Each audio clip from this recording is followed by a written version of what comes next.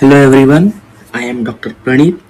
I'll be teaching chemistry today. I'm excited to connect with you through Knowledge Temple, a platform dedicated to providing quality education and mentorship for the students across India.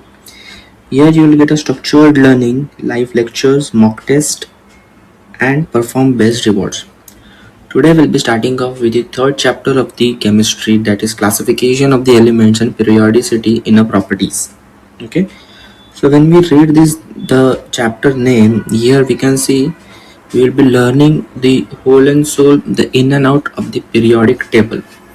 Now you'll be like very, yeah, since it is a very foundation course, you might not be knowing what is exactly a periodic. Means everyone will be aware of what is exactly a periodic table, but the properties, the features, the characteristic features, the energy, the energy gain, the energy lost across the table, across the column, what are the elements, what are their feature, what are the particular thing that they possess, what are the exceptions across the periodic table. Everything is very new, and to learn all this thing, it is barely a huge task for every one of us to read and everything and get by heart. So today we'll be learning some important tricks and some important things, like important fundas, to get to know everything and to apply all the basic stuff that we have learned till now. Like we have came over the chapter first and chapter second. We learned what is atom, we learned about what is the structure of the atom, we learned about the mole concept, what is molarity and everything. Now just we are going to apply to the periodic table and see what are basically the application of it and what are the features that are being beholding with these elements. Okay, so let's get started. So firstly we should know why there is a need to classify an element. Okay, so here we can take an example of a mother working in a kitchen. As you can we might observe that she has arranged all the utensils in a particular shelf, right? She had kept the spoons in a different rack. She had kept some pots in a different rack. She must have kept the spoon, the you can see the lids in particular section. So means she had segregated each and everything in a particular places in which she can find each and everything required in a particular section. Okay, so here they have given an example of a kitchen utensils. That can also be applied in the cotton clothes that we arrange. We arrange the shirts in a different section, we arrange our t-shirts in different section, we arrange our shirts, we arrange some jackets. For winter wears we arrange our hoodies in a different section. In summer wear we have our accessories like our sunglasses in different section. When it comes to our shoes, we sort it out with the sports shoes, the casual shoes, the sneakers, slippers, the flip flops. Each and everything, a bit different segregation is done according to the usage or according to the need. Okay. Similarly, in our environment, there are various elements. For example, hydrogen, oxygen, and each and everything, etc. So these all the elements are not haphazardly arranged. Okay, these have been segregated and sectioned according to the particular properties that are available in the nature. Okay, so again the arranging is a big task, and there should be some systematic way to arrange. Like means there should be some reason why we have kept a particular element to that particular region. Okay, so for that thing, there are many scientists contributed for the arrangement of the elements in a periodic table, which will be learning in the further part of the lecture. Okay, so total known elements were 118. New elements are synthesized continuously till date to make the study of the elements easy and efficient. Okay, so here today we'll be learning about the earlier attempts that are made to classify the elements.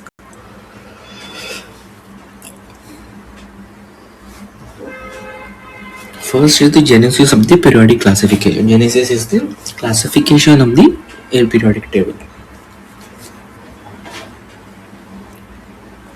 First is the great scientist, the Dobereiners. Okay, Dobereiner defined the triads as the group of the three elements. Okay, it was done in around 1800s, particularly a region to be specific was 1829. Okay, so a triad of chemical characteristics were comparable. The atomic weight of the middle element was found to be approximately equal to the arithmetic mean of the other two elements. Okay, what he did was he made a properties of the middle element. Example, we can say we can take an example of lithium, sodium and potassium. Okay, so lithium, the atomic weight is 7, for the sodium it is 23, and for the potassium it is 39. Okay, so we can say that the mean element of the other two elements is equals to that of the middle element. Okay, for example we can say that 7 plus 39 divided by 2, so this comes across 6, and 46 divided by 2, which is equals to 23. This 23 resembles the mean value of the middle element. Okay, so here he said that the properties of the middle element in a triad is the mean of the other two members. Okay, this was told about the Dobereiner's triad. Okay, now let's come some other example of Dobereiner's triad. It is chlorine, bromine and iodine. Chlorine and iodine, when we took a mean, it comes as 162.5, and divided by 2 it comes as 81.25, which is nothing but the mean, closest mean of the bromide. Okay, now come the Newlands. Okay, Newlands, he founded octaves. Octaves means 8. Okay, he said that when the lighter elements were placed in order of increasing the atomic weights. Okay, here he did the increasing of atomic weights. Okay, when the elements were placed in an increasing order of the atomic weights, the properties of every eighth element were comparable to those of the first as 8 note of musical scale, according to the English chemist named John Alexander Newland in 1865. So this took place in 1865. Okay, he took an example of the musical piano. He said that when we arrange 8 elements, 1, 2, 3, 4, 5, 6, 7, 8, every 8th element resembles the first element. Okay, this was told by Newland's laws of octave. He took an example of hydrogen, lithium, beryllium, bromine, carbon, nitrogen and oxygen. He said that the properties exhibited by oxygen are similar to that of the hydrogen. Okay. For example, you can say lithium, beryllium, boron, carbon, nitrogen, oxygen and fluorine. Again, the 8th atom we can say that sodium. So sodium and lithium possess the same properties. Okay. Now let's take a question and understand these concepts. X, Y, Z are the elements in the Dobereiner's triad. If the atomic mass of the element of an X is 32 and Z is 128, what? Find the atomic weight of Y. Since we know it is the mean, so 32 divided by 128 comes as 160. And this is nothing but we have to look at mean. So 160 divided by 2 comes as 80. So 80 is the answer.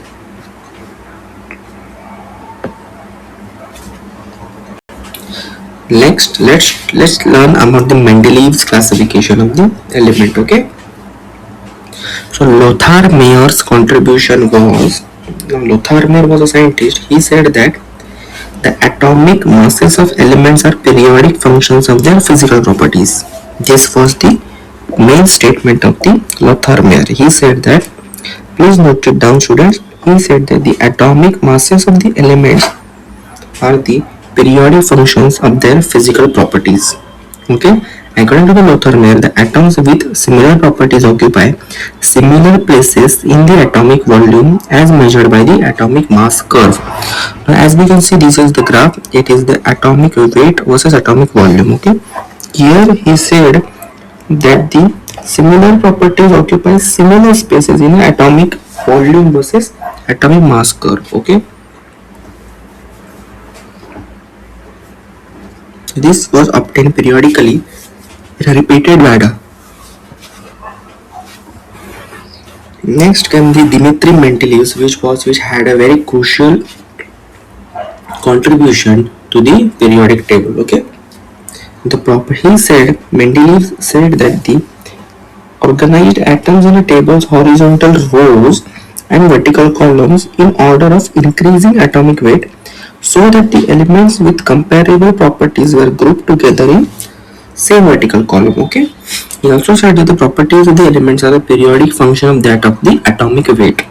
Okay, this was the very important statement told by the Dmitry Mendeleev. Secondly, he used a broader range of the physical and chemical properties to start. So previously, he said that only the physical property can be said as the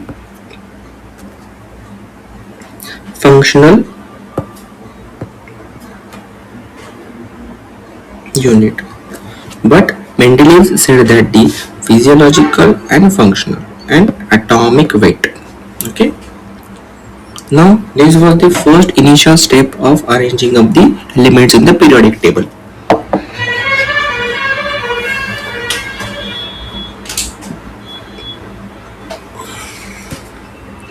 So the advantages of the Mendeleev's periodic table was it was the most systematic way. Adjustment of the noble gases was done accurately. On the basis of the properties of the known elements, he predicted that the properties of the missing element. So one good advantage of this was he predicted the elements which are yet to be discovered. One fact that I want to share with you, like Mendeleev discovered the element which was discovered 50 years from his current discovery. Are you getting it? Means he was able to predict the properties of the missing element. Okay. Now, what are the drawbacks of the Mendeleev's periodic table? There were some drawbacks, like there were some elements which showed some specific exceptions, right? Some elements did not fit the table if atomic weight is strictly followed. So as we know, Mendeleev strictly followed the atomic weight criteria. He arranged according to the increasing atomic weight, but there were certain elements which did not fit in the table according to the atomic weight. So they were known as the exception. The best example was the tellurium and iodine. Tellurium was 126 and iodine was 126.9. Still, iodine was placed after the tellurium in a group 7 with fluorine, chlorine and bromine. Ignoring the atomic weight, he placed the elements with similar properties together. Second drawback was that despite being in the same group, some of the elements did not have same properties. For example, sodium and gold, they both don't have any relation with the atomic weight, but reactivities are very different from each other. Similarly, the position of hydrogen was not with the group 1 elements, but certain properties resemble the halogens. For example, hydrogen placed in a group 1 properties resembled with halogens are hydrogen. So hydrogen basically resembles the properties of halogen, where halogen was in different group and hydrogen was in different group. So they were not in particularly in the same group. So the summary was the Dobereiner was the first to consider the idea. Second was Newlands arranged the elements according to the increasing order, where he stated that the eight elements possess the properties of the first element. Third was Octaves, where he approached the physical properties such as atomic volume, melting point and boiling point against the atomic weight. The fourth was the Mendeleev's periodic table, which was based on the atomic mass. Certainly it did have exceptions. Okay. Now let's learn about the modern periodic table. Okay. So we'll be learning about the introduction of the modern periodic table. So the origin of the modern periodic table were observed regularities in the characteristics of X-rays spectra of elements. Okay. Henry Moseley, okay, it is spelled as Henry Moseley, was the one who stated that root of the frequency was the atomic number which gave the straight line. So here is the frequency of the X-ray. So root of the frequency was an atomic number always gave a straight line. Okay. The physical and the chemical properties of the elements are the periodic function of the atomic number, which was stated by the Henry Moseley. So atomic number is equal to number of the electrons in a natural neutral atom, which is equal to the number of protons. Atomic number relates to the quantum number and the electronic configuration. Thus, the periodic law is consequences of the periodic variation. Okay. This was a long form of the periodic table. Okay. It had 7 horizontal rows which are known as the periods. 7 horizontal rows means you can say that the horizontal are periods this way, like 1, 2, 3, 4, 5, 6 and 7. Okay, these are the periods, and they had 18 vertical columns: 1, 2, 3, 4, 5, 6, 7, 8, 9, 10, 11, 12, 13, 14, 15, 16, 17 and 18. So 18 were groups which are vertical, and horizontal were periods. So one mnemonic to remember is HP. That means horizontal periods, which can be also recognized as Hardik Pandya. Okay, you can remember as Hardik Pandya. H from horizontal, P from periods. This is mostly asked as an MCQ question. Okay,